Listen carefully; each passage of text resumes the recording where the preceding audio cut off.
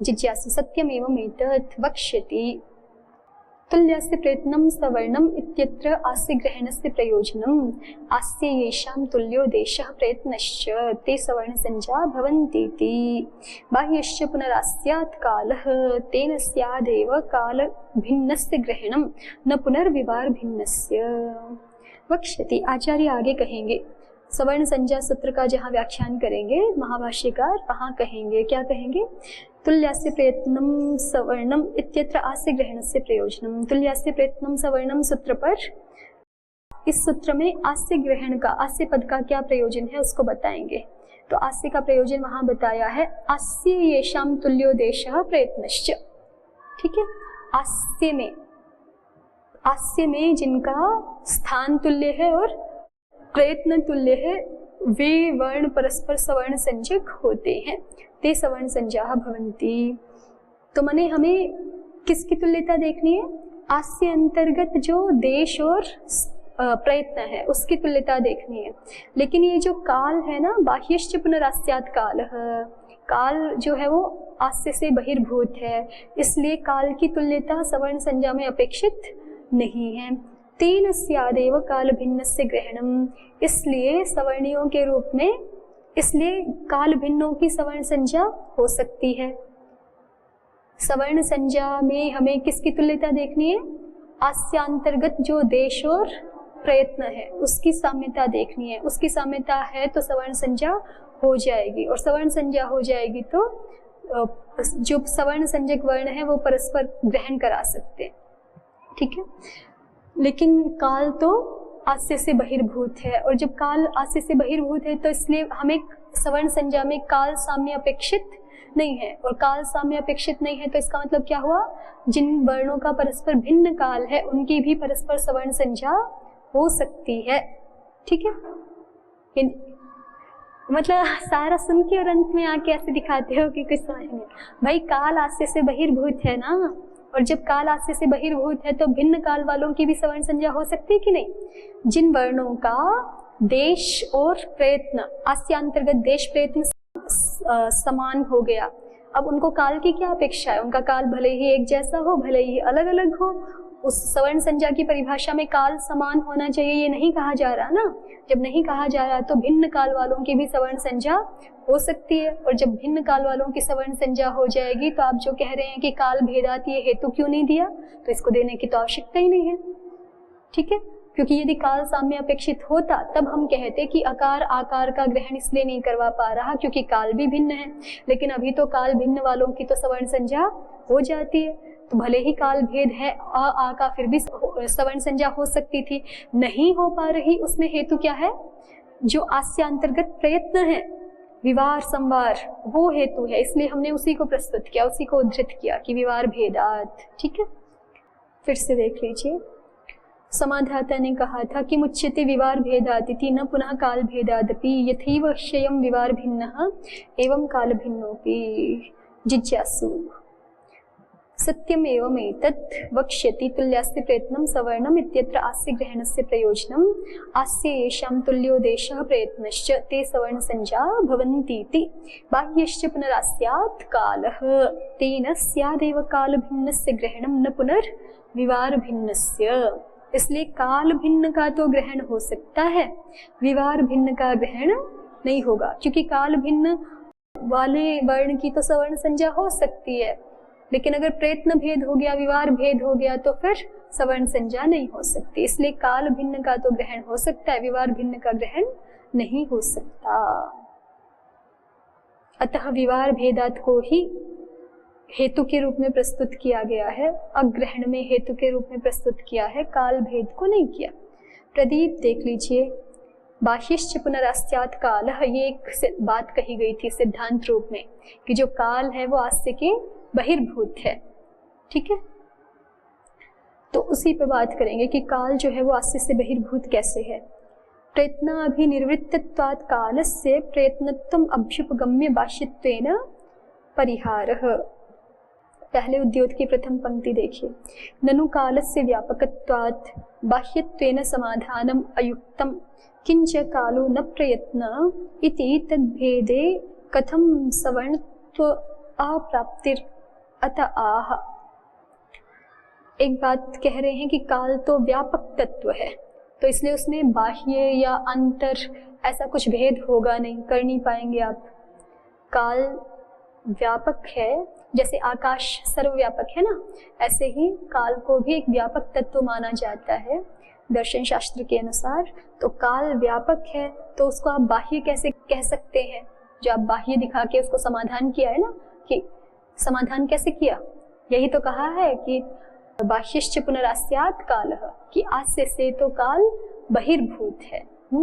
तो कोई जिज्ञासु प्रश्न कर सकता है कि काल तो व्यापक चीज है, तो इसलिए काल तो व्यापक तत्व है, कालस्य व्यापकत्वात् बाह्यत्वेन समाधानम अयुक्तम। तो इसलिए काल को बाह्य बता के आपने जो समाधान किया वो ठीक नहीं है।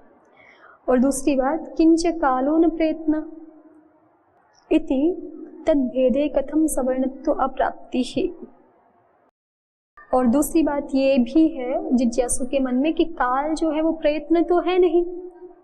ठीक है, देखिए हमें समता जो देखनी है आस्ते के भीतर, वो दो की देखनी है, देश की और प्रयत्न की। तो देश तो बिल्कुल स्पष्ट है, देश माने स्थान, जैसे कि मतलब दंत स्थान या फिर ओष्ठ स्थान, तालु स्थान, मूर्धा स्थान, ये तो बिल्कुल स्पष्ट है, इसमें किसी को कोई संदेह नहीं।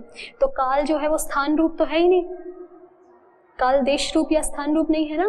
तो दूसरा क्या हो सकता है कि काल जो है वो प्रयत्न हो, ठीक है, तब उसको देखना पड़ सकता है कि वो समान है कि नहीं है, उसका सवर्ण संज्ञा पे क्या प्रभाव पड़ेगा। तो यही जिज्ञासु कह रहा है, पहली बात तो काल को आप बहिर्भूत नहीं बता सकते क्योंकि वो व्यापक है। दूसरी बात, काल प्रयत्न तो है ही नहीं, तो फिर काल को देखना क्यों हमें तो सवर्ण संज्ञा में दो को ही देखना है ना, या तो देश को या तो प्रयत्न को, और काल प्रयत्न है नहीं। इति तद भेदे कथम सवर्णत्व अप्राप्ति। तो काल का भेद भले ही हो भी तो भी उससे सवर्ण संज्ञा पे तो कोई फर्क नहीं पड़ना।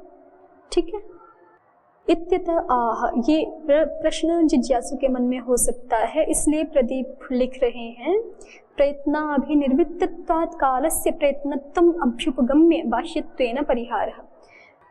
पहली बात तो ये जो उद्योत में जिज्ञासु ने अपना दूसरा प्रश्न किया ना कि काल तो प्रयत्न है नहीं, उसका समाधान कर रहे हैं कि काल यद्यपि प्रयत्न नहीं है, काल प्रयत्न नहीं है यद्यपि, लेकिन फिर भी हम काल को प्रयत्न मान लेंगे। क्यों मान लेंगे? प्रयत्न अभिनिर्वृत्तत्वात् कालस्य, क्योंकि काल प्रयत्न से अभिनिर्वृत्त होता है, निष्पन्न होता है। ठीक है, काल प्रयत्न से निष्पन्न होता है, इसलिए हम काल को प्रयत्न कह देंगे। यहाँ पे काल को प्रयत्न स्वीकार कर लेंगे, जिससे जो चीज उत्पन्न होती है उसको भी वही कह दिया जाता है। कई बार कई प्रकार की साहित्यिक विधाएं हैं, जैसे कि हम जो है वो रोटी को आटा ही कह दें कि रोटी क्या है, आटा ही तो है, या घड़ा क्या है, मिट्टी ही तो है। ठीक है, तो मिट्टी से घड़ा बना हुआ है तो घड़ा मिट्टी ही कह दिया गया। ठीक है, तो हम जो प्रयत्न करते हैं, अंतर प्रयत्न करते हैं, नाभि से जो है वो वायु ऊपर आती है और फिर उसी से निर्धारित होता है कि किस वर्ण के उच्चारण में कितना काल लग रहा है। जैसा हम संकल्पित करते हैं प्रयत्न कि हम अ बोलेंगे, आ बोलेंगे, तो उसी से तो काल भेद होता है, हमारे संकल्प से ही तो होता है, प्रयत्न से ही होता है। तो इसलिए प्रयत्न से चूंकि काल भेद है यहाँ पर, तो इसलिए कह रहे हैं कि प्रयत्नाभिनिर्वृत्तत्वात् कालस्य। वास्तव में जो वो एक अखंड मूल काल है वो हमारे प्रयत्न से नहीं निवृत्त होता, वो तो व्यापक है, नित्य है। लेकिन अभी जो वर्णों के उच्चारण में अलग अलग काल प्राप्त हो रहा है वो हमारे प्रयत्न के द्वारा अभिनिर्वृत्त काल है। तो चूंकि प्रयत्न से ये काल बन रहा है, इसलिए इस काल को भी क्या कह दिया गया? प्रयत्न। जैसे मिट्टी से बने हुए घड़े को हम कह दें कि ये तो मिट्टी ही तो है, तो उसी तरह से दिखा रहे हैं प्रदीप। यहाँ देखिए, प्रयत्नाभिनिर्वृत्तत्वात् कालस्य प्रयत्नत्वम् अभ्युपगम्य बाह्यत्वेन परिहारः। काल के प्रयत्न के द्वारा अभिनिर्वृत्त होने से, माने अभिनिष्पन्न होने से, प्रयत्नत्वम् अभ्युपगम्य, काल का प्रयत्नत्व स्वीकार करके, अभ्युपगम्य माने स्वीकार करके। सबसे पहली बात तो ये हो गई कि हमने काल को प्रयत्न माना। ठीक है, अब जब इसको प्रयत्न मान लिया तो ये देखना है कि ये आज से कि अगर अंतर्गत वाला प्रयत्न मान लिया जाएगा इसको, तो फिर इसको देखना पड़ेगा कि इसकी समता होनी चाहिए। सवर्ण संज्ञा के लिए क्या अपेक्षित है? आस्य के अंतर्गत जो देश और प्रयत्न है वो समान होने चाहिए, ये अपेक्षित है ना सवर्ण संज्ञा के लिए। तो और प्रयत्न में हमने काल को भी मान लिया कि काल भी एक प्रकार का प्रयत्न है। तो यदि काल जो है वो आस्यांतर्गत प्रयत्न होगा तो फिर काल का साम्य होना आवश्यक है सवर्ण संज्ञा के लिए, ठीक है। लेकिन यदि काल प्रयत्न है भले ही, लेकिन आस्य से बहिर्भूत है, तो फिर उसका साम्य अपेक्षित नहीं है। काल का साम्य सवर्ण संज्ञा के लिए फिर अपेक्षित नहीं होगा। तो पहली बात तो जिज्ञासु कह रहा था कि काल तो प्रयत्न ही नहीं है, उसके बारे में विचार ही क्यों करना। तो वो दिखाया प्रदीपकार ने कि काल को हम प्रयत्न मान लेंगे, क्योंकि प्रयत्न से अभिनिवृत्त है, अभिनिष्पन्न है काल, इसलिए काल को भी प्रयत्न मान लेंगे। अब काल यदि प्रयत्न है और यदि वो अंतर प्रयत्न है, आस्यांतर्गत प्रयत्न है, तो समस्या हो जाएगी। इसलिए हमें अब काल को क्या दिखाना है? बाह्यश्च पुनरास्यात् कालः, कि काल जो है वो प्रयत्न तो है लेकिन आस्यांतर्गत निष्पन्न होने वाला प्रयत्न नहीं है, बाह्य है। बाह्य कैसे है उसको आगे दिखा रहे हैं। उद्योत की अग्रिम पंक्ति पहले देखिए। बाह्यत्वं व्युत्पादेति प्रसिद्धेति।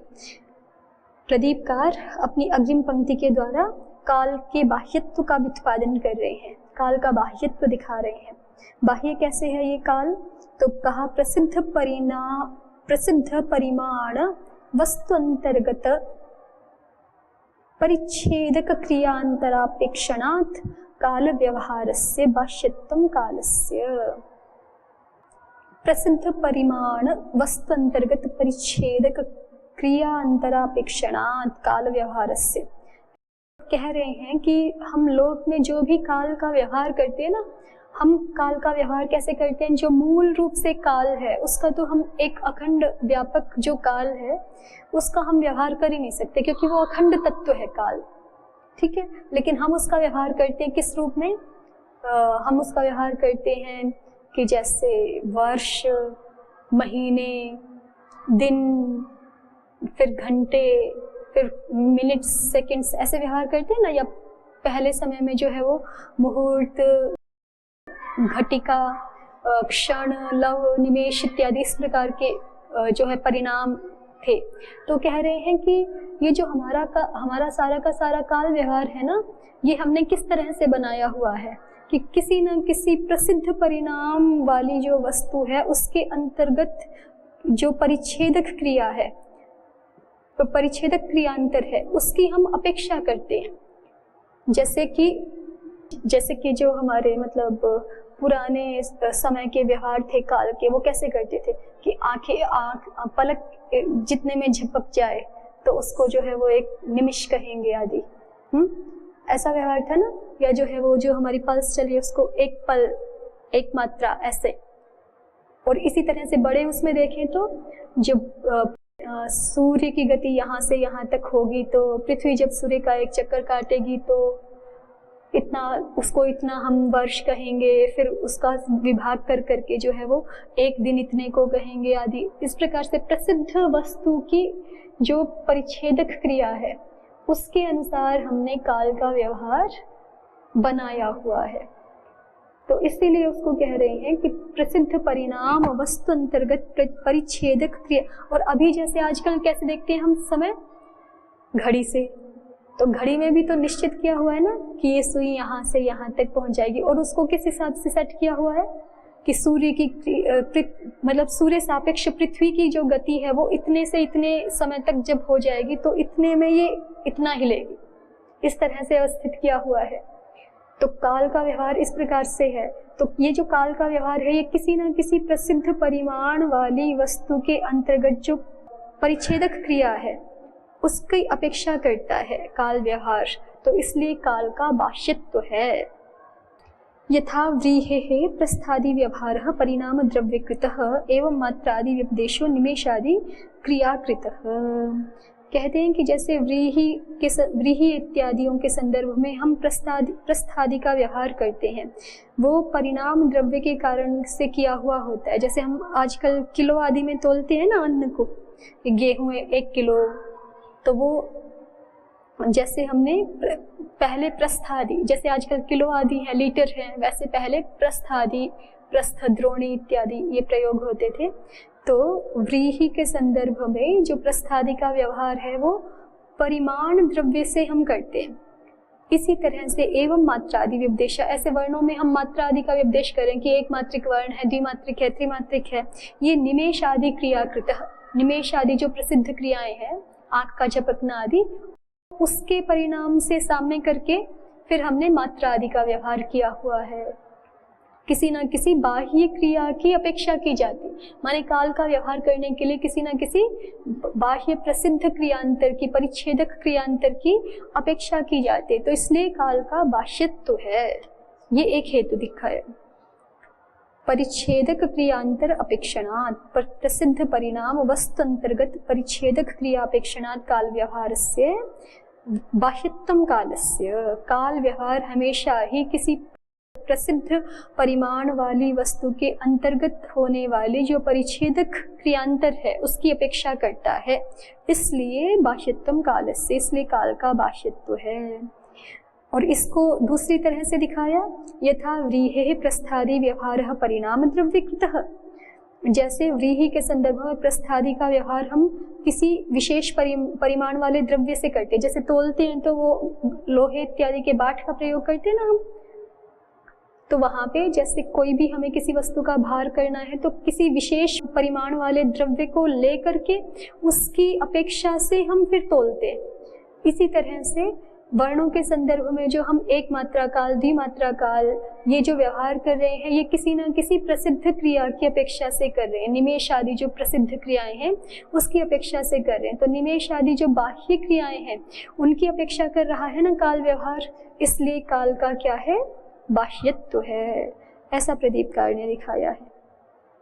ये एक प्रकार से काल का बाह्यत्व कैसे, अब एक और प्रकार से दिखा रहे हैं, आगे देखिए। अथवा नाभि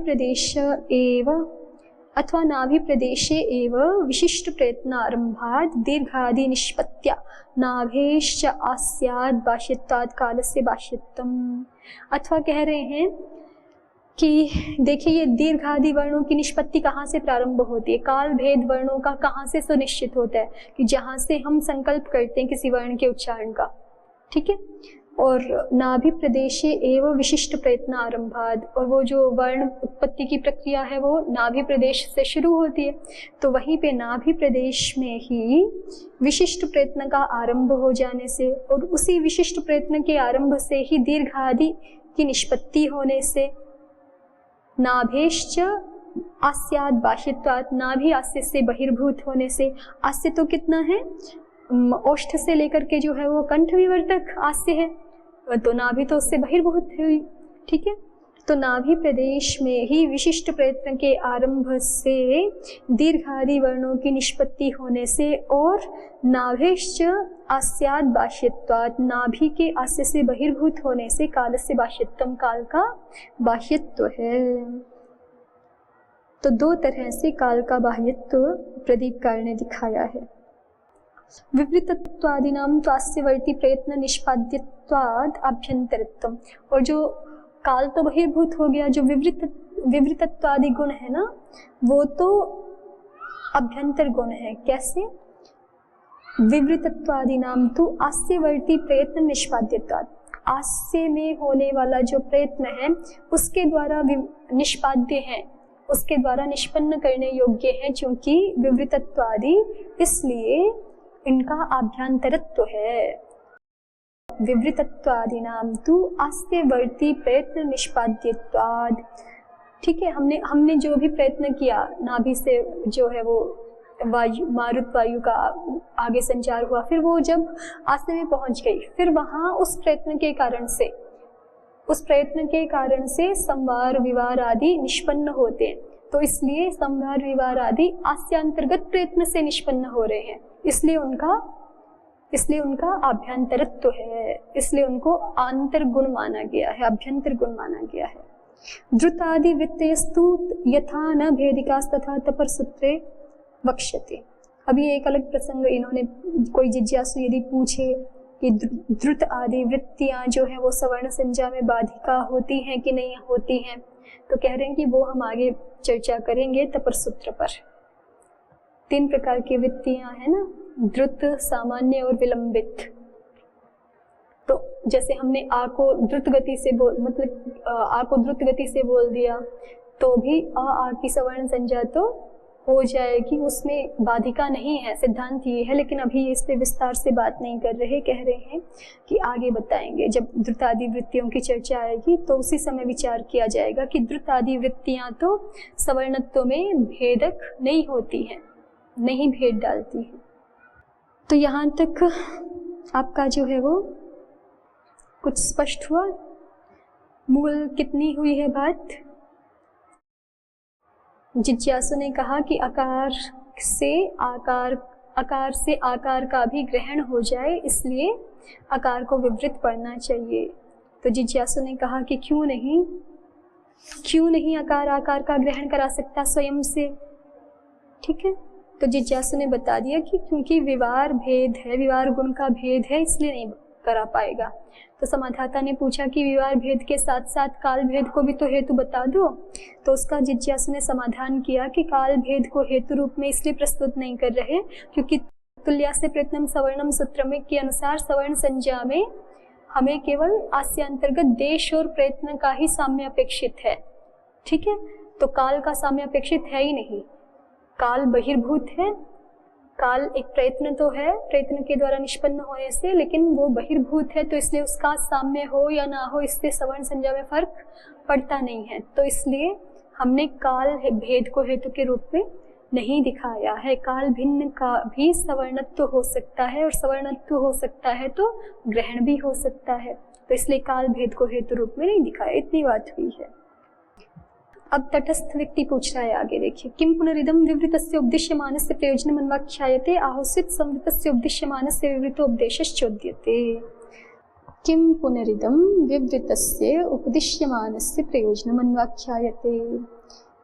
ये तटस्थ व्यक्ति जिज्ञासु को पूछ रहा है, जिसने सबसे पहले बोला था ना वार्तिक, आकार से विवृतोपदेशः आकार ग्रहणार्थः, उसको पूछ रहा है कि आप इस वार्तिक के द्वारा क्या कर रहे हो, कि आचार्य ने क्या कहना चाहते हो, कि आचार्य ने ही आकार को विवृत किया हुआ है, माने महर्षि पाणिनि जी ने ही आकार को विवृत किया हुआ है, विवृतस्य उपदिश्यमानस्य, और उसका आप प्रयोजन बता रहे हो कि आचार्य ने विवृतोपदेश इसलिए किया हुआ है कि जिससे आकार का ग्रहण हो जाए।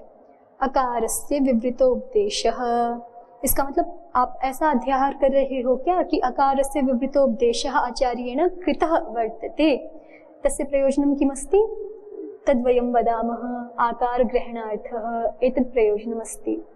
ऐसा है क्या? तटस्थ व्यक्ति, क्योंकि वार्तिक के तो उसने अध्याहार हमने कर्तव्य किया था, तो ऐसा लग रहा था कि करना चाहिए, मतलब किया नहीं हुआ। लेकिन अध्याहार अलग भी तो हो सकता है ना, आकारस्य विवृतोपदेशः कृतः आचार्येण, ऐसा भी तो अध्याहार कर सकते हो। तो इसलिए 2 अर्थ हो सकते हैं। उसी की दृष्टि से जिज्ञासु ये तटस्थ पूछ रहा है कि आप प्रथम जो वार्तिक आपने पढ़ा उसके द्वारा आप क्या कहना चाहते हो, कि आचार्य ने विवृतोपदेश किया हुआ है और हम उसका प्रयोजन बता रहे हैं कि उसका प्रयोजन है क्या, आकार ग्रहणार्थ। ठीक, उनमें अ को पहले ही आचार्य ने विवृत किया है और उसका प्रयोजन है आकार ग्रहणार्थ। एक पक्ष ये भी हो सकता है, किम पुनरिदम विवृतस्य उपदिश्यमानस्य प्रयोजनम अन्वाख्यायते वार्तिकेन, या फिर दूसरा ये हो सकता है आहुस्वित संवृतस्य उपदिश्यमानस्य विवृतोपदेशश्चोद्यते, जैसा करके दिखाया है, जो किया है कर्तव्य का अध्याहार किया है, उससे तो यही लगता है ना कि संवृत उपदिष्ट था, उसको विवृत करने के लिए कह रहे हैं। तो 2 प्रकार के अर्थ की संभावनाएं हैं, वो तटस्थ ने पूछ लिया। किम पुनरिदम विवृतस्य उपदिश्यमानस्य प्रयोजनम अन्वाख्यायते आहुस्वित संवृतस्य उपदिश्यमानस्य विवृतोपदेशश्चोद्यते। प्रदीपः किम पुनरिति किम सूत्रकारेणैव विवृतोपदेशः कृतो वार्तिककारेण तु तस्य प्रयोजनम् उक्तम्। क्या ऐसी बात है क्या कि सूत्रकार ने ही विवृतोपदेश कर दिया था और वार्तिककार तो अब केवल प्रयोजन का अन्वाख्यान कर रहे हैं? या फिर दूसरी संभावना ये है, अथवा अकृत एवं विवृतोपदेशः वार्तिककृता कर्तव्यत्वेनोपन्यस्त इति प्रश्नः, कि अकृतः एवं विवृतोपदेशः, सूत्रकार ने विवृतोपदेश नहीं किया था, वार्तिककार अब बता रहे हैं कि कर देना चाहिए विवृतोपदेश। ठीक है, ऐसा वार्तिक कृता कर्तव्यत्वेन उपन्यस्त इति प्रश्नः। अब कहते हैं दुरवधारत्वाद उपदिष्टो विवृतो व्याख्यानेन विना न शक्यते ज्ञातुमिति प्रत्यक्षे अपि अकारे प्रश्नोऽयं नासमंजसः। कह रहे हैं दुरवधारत्वाद, दुरवधारत्वाद माने जिसका निश्चय करना, जिसका अवधारण करना बड़ा कठिन है। आयुन पढ़ दिया आचार्य ने, अब आयुन सूत्र देख के हमें कैसे पता चलेगा कि आचार्य ने विवृत कर दिया था कि नहीं कर दिया था, क्योंकि हमारे सामने तो लिपि रूप में है ना।